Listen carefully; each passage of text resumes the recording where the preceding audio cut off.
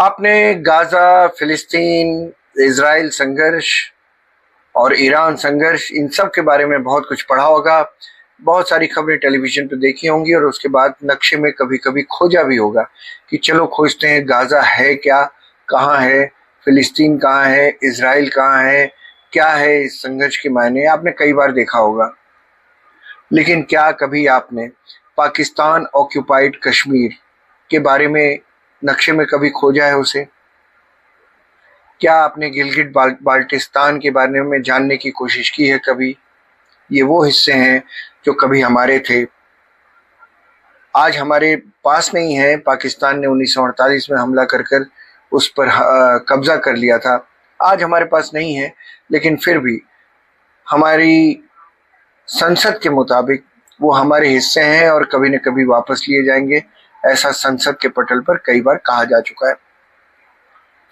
आज हम अपने इस शो में जानना चाहेंगे कि पीओके में हाल ही में जो विद्रोह हुआ है पीओके में, उसको लेकर हमें जानने की जरूरत है कि आखिर वहां पर हो क्या रहा है, विद्रोह क्यों हो रहा है, और हो भी रहा है तो पाकिस्तान उसे क्यों छुपा रहा है, और पाकिस्तान ने पीओके के लोगों को कैसे ठगा है, पीओके के लोगों को ही नहीं पूरी दुनिया को कैसे ठगा है, ये जानने की जरूरत है। तो आपको बताते हैं कि पाकिस्तान के कब्जे वाले कश्मीर में जो विद्रोह हुआ था वो अब बहुत बड़ा हो गया है, लोग सड़कों पर उतर आए हैं। हाल ही में आज ही मैंने एक वीडियो देखा जिसमें भीड़ ने पाकिस्तान आर्म्ड फोर्सेस को, वहां की जो बॉर्डर सिक्योरिटी फोर्स की तरह की, हमारे बीएसएफ की तरह की फोर्स होती है, वहां उनके जवानों को पकड़ के रखा, अपने कब्जे में कर रखा है। बड़ी बुरी स्थिति है। तो वहां अवामी एक्शन कमेटी नाम का एक संगठन है जिसने चक्का जाम कर दिया और हालात इतने खराब हो चुके हैं कि पाकिस्तान ने उस इलाके में इंटरनेट भी बंद कर दिया है। तो इंटरनेट बंद करने का क्या मतलब हुआ? सीधा मतलब ये कि पाकिस्तान वहां से आ रही खबरें दबाने में तुला हुआ है, दबाने में लग गया है। दूसरा, इसका मतलब ये भी निकलता है कि अब जो खबरें आ रही हैं हालात उससे कहीं ज्यादा खराब चल रहे हैं। बड़ी बात क्या है? बड़ी बात यह है कि भारत के लोगों को उस इलाके के बारे में ज्यादा आइडिया ही नहीं है, जबकि वो हमारा इलाका है। तो भाइयों दोस्तों, गाजा के बारे में, फिलिस्तीन के बारे में, इजराइल और फिलिस्तीन के संघर्ष के बारे में जरूर जानिए, लेकिन ये भी जानने की कोशिश करिए कि पीओके यानी वो हिस्सा जो हमारा था, जो पाकिस्तान के कब्जे में है, वहां क्या हो रहा है, वहां रियल सिचुएशन क्या है। तो ये तो सब कहते हैं कि पीओके वापस लेना है, पीओके में भी कौन सा इलाका है जहां ये सब हो रहा है, ये सब समझने की जरूरत है। तो पहले तो ये जान लेते हैं कि पाकिस्तान ने अपने कब्जे वाले कश्मीर को दो हिस्सों में ही तोड़ दिया था। उसकी पकड़ मजबूत बनी रहे इसीलिए उसने 1948 में ही ये हो गया था। 1948 में जब कबायलियों के भेष में पाकिस्तानी सेना ने कब्जा कर लिया था, तो उसी समय उन्होंने उसके दो हिस्से कर लिए थे। और ये तो सब जानते हैं कि पाकिस्तान अपने कब्जे वाले कश्मीर को आजाद कश्मीर कहता है। वो अलग बात है कि आजादी जैसी कोई चीज तो वहां है नहीं। खैर, मूल बात यह है कि पाकिस्तान जिसको आजाद कश्मीर कहता है वो पूरा हिस्सा नहीं है जो हमारे नक्शे में पीओके है। हमारे नक्शे में जो पीओके है वो बड़ा हिस्सा है, लेकिन असल पीओके उसमें छुपा हुआ है। यही है कहानी आज की। इसी नक्शे में पाकिस्तान की साइड वाला जो इलाका पीओके है, महाराजा हरि सिंह का जम्मू कश्मीर जो था उसको जान लेते हैं। पहले वो था मोटे तौर पर लगभग 2.25 लाख स्क्वायर किलोमीटर। उसमें हमारे पास लगभग 1 लाख स्क्वायर किलोमीटर से थोड़ा सा ज्यादा रह गया, बचा 1.25 लाख स्क्वायर किलोमीटर। तो क्या ये 1.25 लाख स्क्वायर किलोमीटर पाकिस्तान के कब्जे में है? नहीं है। लगभग 40,000 स्क्वायर किलोमीटर तो चीन के कब्जे में है, इधर लद्दाख के साइड वाला अक्साई चीन। तो 40,000 स्क्वायर किलोमीटर तो चीन के पास है। यानी 1.25 लाख स्क्वायर किलोमीटर में से 40,000 तो चीन के पास है, तो बचा कितना? 85,000 स्क्वायर किलोमीटर। यानी हमारे पास है 1 लाख स्क्वायर किलोमीटर उनके पास पाकिस्तान के कब्जे में 85,000 स्क्वायर किलोमीटर है। ये 85,000 स्क्वायर किलोमीटर पीओके है तो, लेकिन पाकिस्तान इस सारे 85,000 स्क्वायर किलोमीटर को आजाद जम्मू कश्मीर नहीं कहता। यही है कहानी। अभी जो हमारे पास 1 लाख स्क्वायर किलोमीटर है वो अब 2 केंद्र शासित प्रदेशों में है, जम्मू कश्मीर और एक लद्दाख। तो जो लद्दाख के ऊपर वाला एरिया है वो पाकिस्तान ने पहले ही अलग कर दिया था, वही है गिलगिट बाल्टिस्तान का इलाका। और उसके कब्जे में जो 85,000 स्क्वायर किलोमीटर का हिस्सा है उसमें 72,000 किलोमीटर स्क्वायर किलोमीटर तो गिलगिट बाल्टिस्तान ही है। और जम्मू कश्मीर और पाकिस्तान के बीच में अगर आप नक्शे में देखें ध्यान से तो एक छोटी सी पट्टी है पीओके की, जिसको पाकिस्तान कहता है आजाद कश्मीर, यानी सिर्फ 13,000 स्क्वायर किलोमीटर। 72,000 स्क्वायर किलोमीटर तो गिलगिट बाल्टिस्तान हो गया। उसका भी इंपॉर्टेंस अभी बताता हूँ। तो लद्दाख के ऊपर वाला इलाका गिलगिट बाल्टिस्तान ही है, यानी बाकी जो पीओके है जिसको पाकिस्तान आजाद जम्मू कश्मीर कहता है उसका एरिया है सिर्फ 13,000 स्क्वायर किलोमीटर। मतलब ये कि सबसे पहले तो दुनिया को और हमारे लोगों को भी ये जानने की जरूरत है कि पाकिस्तान जो दिखाने को कश्मीरियों की आज़ादी के साथ खड़े होने का दावा करता है, उसने असल में उस हिस्से को ही एक छोटे से टुकड़े में काट कर अलग कर रखा है। ये जो आप नाम सुनते रहते हैं ना, मुजफ्फराबाद, मीरपुर, रावलकोट, ये सब लोग सोचते हैं कि उस बड़े से हिस्से में ही कहीं होगा जो पीओके है, जबकि ये तो सब उस सकरी सी जमीन की पट्टी में है जो 13,000 स्क्वायर किलोमीटर का है। ऊपर तो सारा 72,000 स्क्वायर किलोमीटर का इलाका गिलगिट बाल्टिस्तान का है।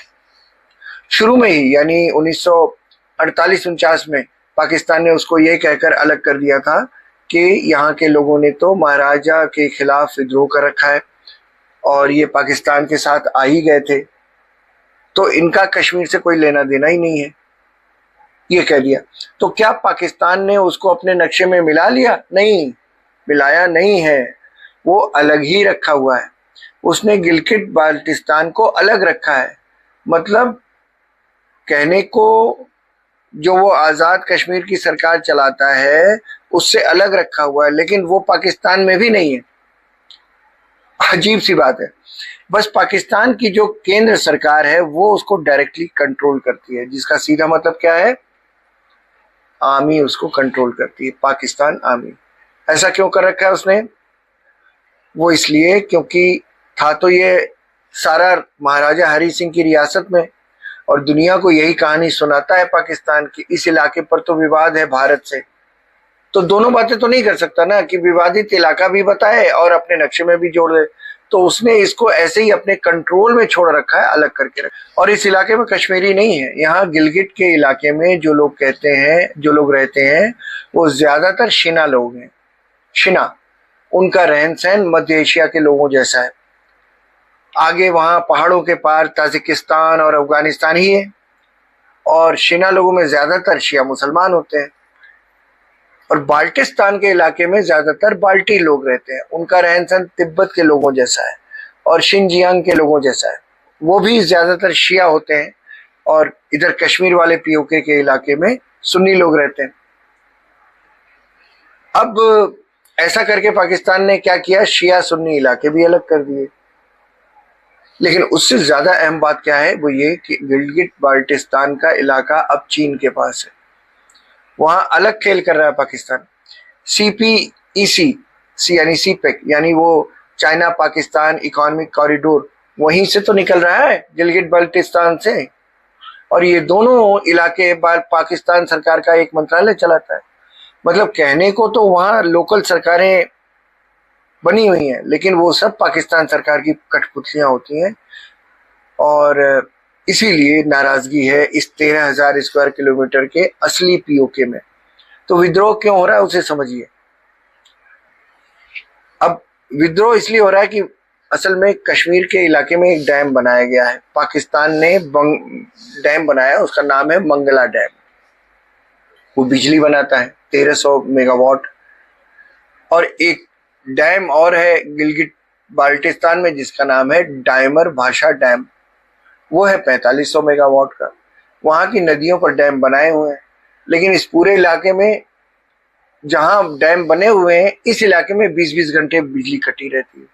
यानी सिर्फ 4-5 घंटे ही यहाँ के लोगों को बिजली मिलती है। बिजली, सारी बिजली चली जाती है पाकिस्तान की ग्रिड में, यानी वहां से पूरे पाकिस्तान को बिजली जाती है जहां की नदियों से ये बिजली बनाई जाती है। उन्हीं इलाकों को बिजली नहीं मिलती जहां ये बिजली बनती है। आमतौर पर पाकिस्तान की सरकार अपने उन प्रांतों को, अपने उन प्रोविंसेस को रॉयल्टी देती है जहां से वो संसाधन निकालती है, लेकिन इन इलाकों को तो पाकिस्तान कहता है कि ये तो हमारे है ही नहीं। यानी उनकी बिजली भी ले लो, पेमेंट भी ना करो और उनको बिजली भी मत दो।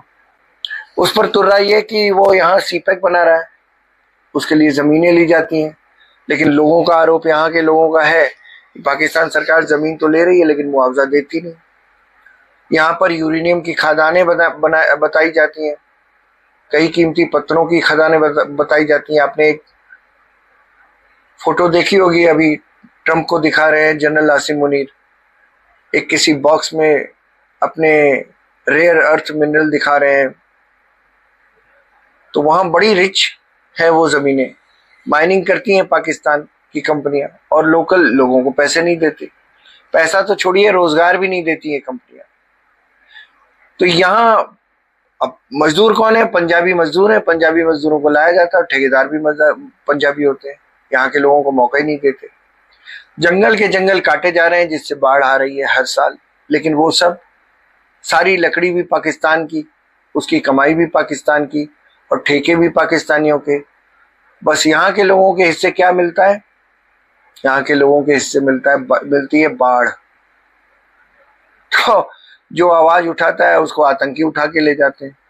आईएसआई ने तो इस इलाके में आतंकी कैंप बना रखे हैं, वो उसके डबल काम आते हैं।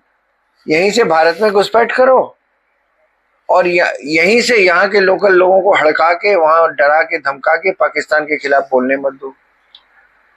तो यहां से पाकिस्तान अरबों करोड़ों रुपए कमाता है, लेकिन सरकार का बजट बढ़ जाता है उन प्रांतों में जो उसके नक्शे में, जैसे सिंध, खैबर पख्तूनख्वा और सबसे ज्यादा तो पंजाब, और बलूचिस्तान को तो देते ही नहीं। खैर, बलूचिस्तान का तो सब लूट लिया इन्होंने।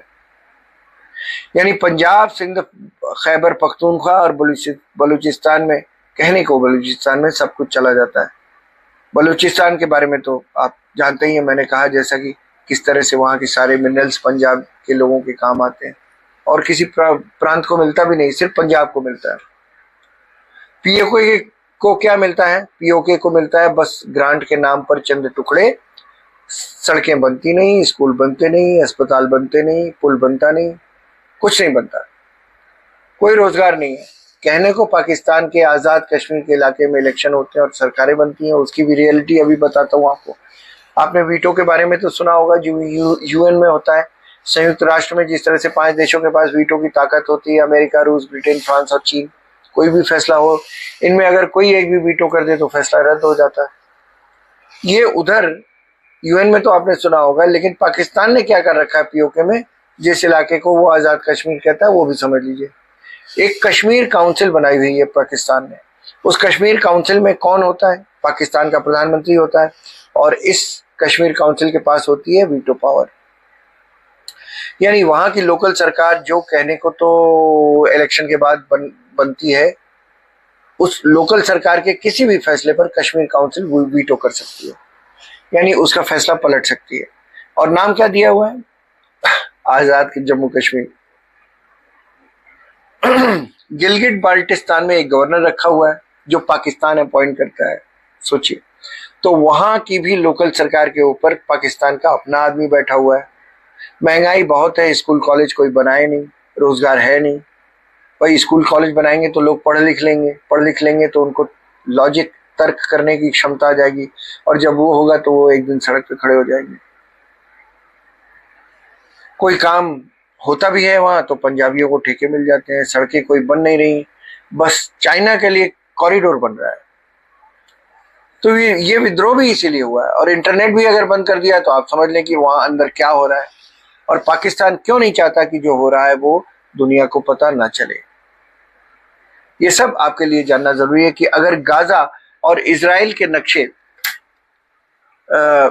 सब समझ गए हो आप, रूस यूक्रेन के प्रांतों का जो पूरा इलाका आपने समझ लिया हो, आजकल बहुत सारे युद्ध हो रहा है तो हर आदमी इंटरनेट पे देखता है, तो ये तो इस इलाके के बारे में तो जान लीजिए जो हमारा है, जो सो कॉल्ड पीओके है, पाकिस्तान ऑक्यूपाइड कश्मीर, ये हमारा देश है, उनके कब्जे में है, लेकिन है तो हमारा, इसको भी तो जान लीजिए। और ये देख लीजिए कि ये 13,000 स्क्वायर किलोमीटर की जो पट्टी है, बेशक हमारे पास नहीं है, कभी होगी। इसमें क्या ऐसा हुआ जो लोग सड़कों पर उतर आए और भारत में मिलने की मांग करने लगे? ये कहानी आपको कैसे लगी कमेंट करके बताइएगा, और चैनल अभी तक सब्सक्राइब न किया हो तो सब्सक्राइब कीजिएगा। आज बस इतना ही, अगली बार फिर किसी मुद्दे पर आपसे भेंट होगी। नमस्कार।